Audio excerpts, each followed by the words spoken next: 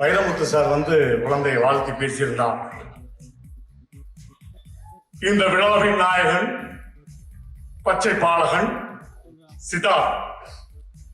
Miss மேலே கிரஸ் இருந்தால் உன்னை சுற்றி ஒரு ஒளிவட்டம் தெரியும், உலகமே உன்னை திரும்பி பார்க்கும், பால் புளிக்கும், படுக்கை கசக்கும், பட்டினி கிடந்து பழகுவாய், தபால்காரன் தெய்வமாவான், உன் பிம்பம் பட்டே கண்ணாடி புடையும், இறந்து கொண்டே வாழவும் செய்வாய், வாழ்ந்து கொண்டே சாகவும் செய்வாய்.